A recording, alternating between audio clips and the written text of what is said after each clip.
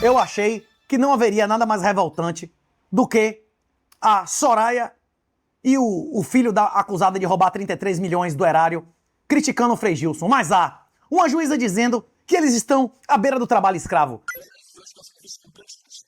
Pessoas sem escrúpulos, pessoas que querem ganhar muito sem fazer nada. Eu gostaria, assim, que uma parte da população tivesse viver o dia a dia do juiz que dizer que o juiz não trabalha e que persegue verbas e mais verbas com privilégios, com penduricários, uma expressão tão chula, tão vagabunda, que jogaram em cima da magistratura, que hoje a gente vive uma tensão enorme porque não se vai ter do pior que tem fazer nossas contas. Colegas estão deixando de frequentar gabinetes de médicos porque não vão ter que pagar consulta, outros estão deixando de tomar remédios, entendeu? Então a situação que a magistratura vive hoje é essa. Nós não temos direito a pagar auxílio alimentação, nós não temos direito a receber uma gratificação por direção de fora, vão ser cortados, enfim. Mas que conta a gente vai dar no rol daqueles funcionários que trabalham no regime de escravidão? Muito triste. Agora a população vai sentir quando ela procurar justiça e realmente não justiça. Olha a resposta do brother. Ranking mundial de salário inicial de média de juiz. Brasil, 13 mil euros. Suíça, 9 mil euros. Pois é, o juiz em média no Brasil ganha mais que nos Estados Unidos e na Suíça. A resposta que eu dei. Juíza disse que estão à beira do trabalho escravo. Não estão. Se você quiser ir embora, é só pedir exoneração. Com salários médios superiores aos dos Estados Unidos e Suíça. Tem uma solução para isso. Todos os juízes do primeiro grau serem delegatários, como notários e registradores. Julgou, recebe. Não julgou, não recebe. Reformou causa, perde várias vezes o que recebeu. Juízes ganhariam como quem tem cartório e pagaria quem fosse usar seus serviços. O ideal mesmo é o cursus honorum romano, carreira jurídica única de defensor, delegado, promotor, advogado público e no final, quem chegasse no topo viraria delegatário, receberia por produção contratando todo o seu pessoal imóvel e tudo sem ser servidor, como magistrado, notário ou registrador. Pois é, você quer isso? Então não vai ser pela via eleitoral nas 4 linhas.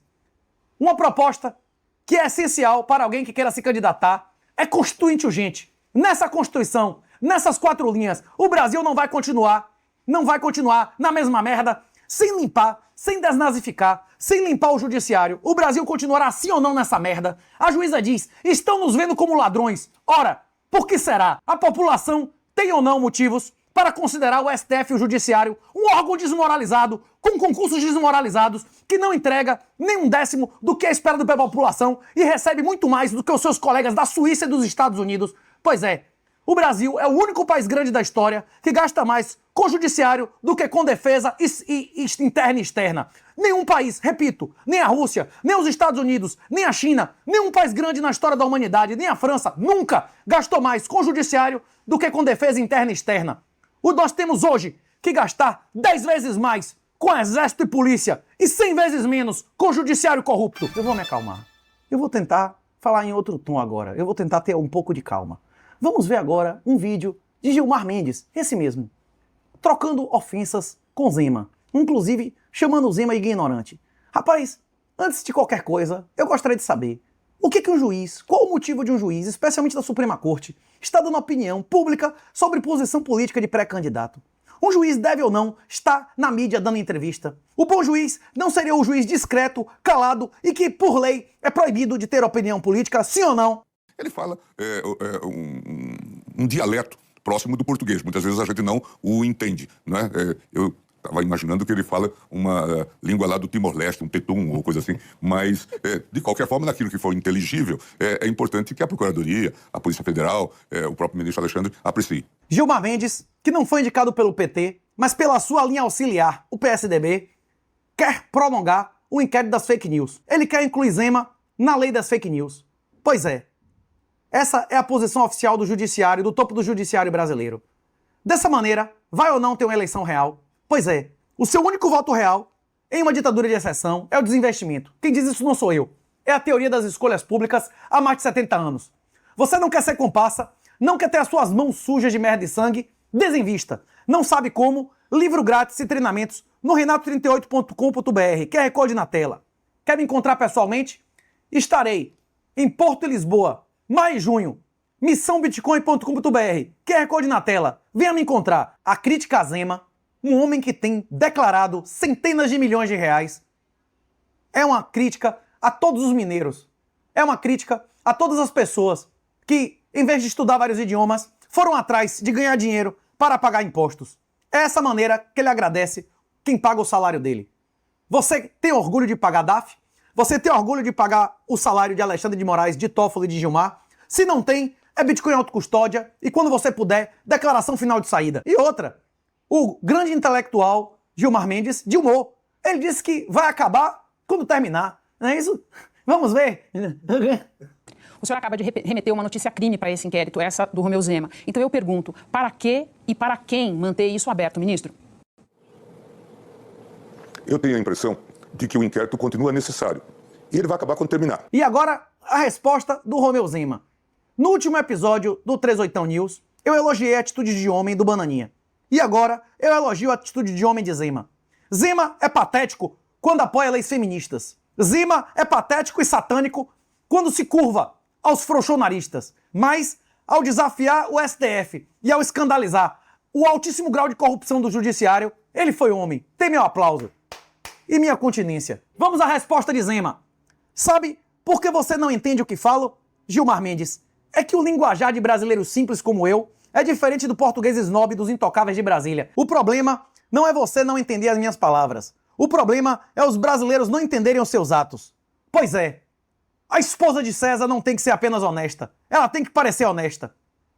Hoje, o STF já é considerado desonesto por uma maior parte da população brasileira. O judiciário já é desmoralizado para uma parte da população brasileira. Isso não é opinião, é um fato. O problema é os brasileiros não entenderem os seus atos. É você recorrer ao autoritarismo para calar os que criticam o comportamento de ministro do Supremo. É você e os seus colegas terem perdido a noção do que separa o público do privado, o certo do errado. É isso que os brasileiros simples como eu não conseguem entender. É isso que nós não vamos mais aceitar. Zema, você só não aceita mais isso no dia que você vender tudo de sua família e comprar Bitcoin.